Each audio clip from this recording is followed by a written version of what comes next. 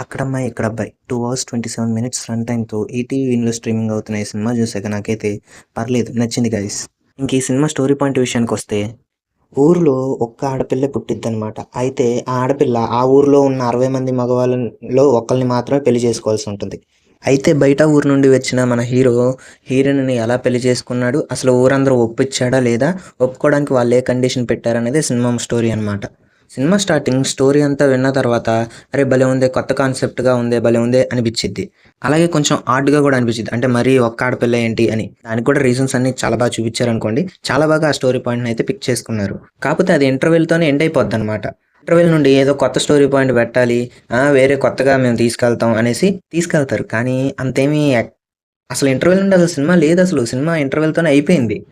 Interval వరకు బావుంటది cinema. కానీ ఇంటర్వెల్ నుండి ఇంక సినిమా అసలేమి ఉండదు. సాగదీస్తా ఏదో పెట్టాలి, ఏదేదో చేస్తూ ఉంటారు.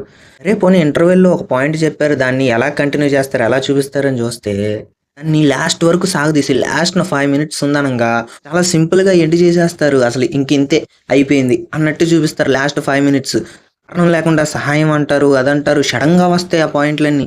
ఫస్ట్ హాఫ్ అయితే కామెడీతో కావచ్చు, చాలా మంచి వేలో ఎళ్ళిపోతూ చక్కగా బావుంటది. ఫస్ట్ హాఫ్ అంతా కూడా చాలా రాసుకున్నారు. చాలా బావుంటది. కానీ సెకండ్ హాఫ్ మాత్రం ఉంటది చిరాకు, తలనొప్పి. ఏంటి ఇంత సాగదీస్తున్నారు? ఎందుకు అసలు ఈ సినిమా ఫస్ట్ హాఫ్‌తోనే ఎండ్ అయిపోయిందసలు. సెకండ్ హాఫే అక్కర్లేదు.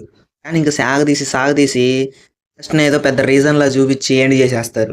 అయితే ఫస్ట్ హాఫ్ కామెడీస్‌తో కావచ్చు, అంటే 'గెటప్ శ్రీను' గారు కావచ్చు, 'సత్య' గారి కామెడీ కావచ్చు, ఇలాగ వాళ్ళ కామెడీ సెన్స్‌తో చాలా బాగా వర్కౌట్ అయ్యి ఫస్ట్ హాఫ్ అంతా కూడా కామెడీగా చాలా బావుంది. ఇంక సెకండ్ హాఫే తలనొప్పంతా స్టార్ట్ అవుతది. ఈ సినిమాలో యాక్టర్స్ పర్ఫార్మెన్స్ విషయానికొస్తే ప్రదీప్ మాచిరాజు గారు చాలా బాగా యాక్టింగ్ చేశారు. ఆయన లుక్స్ చాలా బాగున్నాయి. ఇందులో చెప్పుకోదగిన వాళ్ళు ఎవరైనా ఉన్నారంటే హీరోయిన్ ఆవిడెవరో కానీ చాలా బాగా చేశారు. ఆవిడ యాక్టింగ్ అయితే చాలా బాగుంది. కామెడీ విషయానికొస్తే 'గెటప్ శ్రీను' గారు చాలా బాగా చేశారు. ఆయన యాక్టింగ్ అక్కడక్కడ పేలింది. ముఖ్యంగా 'సత్య' గారి గురించి చెప్పుకోవాలి. 'సత్య' గారి కామెడీ మాత్రం మామూలుగా ఉండదు ఈ సినిమాలో. నాకేది బాగా నచ్చిందంటే గోడ దూకుతాడు. దూకినప్పుడు భలే కామెడీగా ఉంటది అక్కడ. ఒక గుణపం ఇచ్చిద్ది. అదైతే చాలా కామెడీగా అనిపించింది నాకు. మిగతా వాళ్ళందరూ వాళ్ళకి ఇచ్చిన సపోర్టింగ్ రోల్స్‌లో బాగా చేశారు. ఇంకా పాటలేం అంతేం నాకు నచ్చలేదు.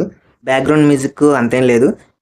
ఇంక ఈ సినిమా ఫ్యామిలీతో చూడొచ్చా అంటే యెస్ చూడొచ్చు. అడల్ట్ కంటెంట్ ఏం లేదు. ఇంక ఈ సినిమా ఓవరాల్‌గా చూసుకుంటే good first half and Logie second half. Second హాఫ్‌లో ఏమీ లేదు చెప్పాలంటే.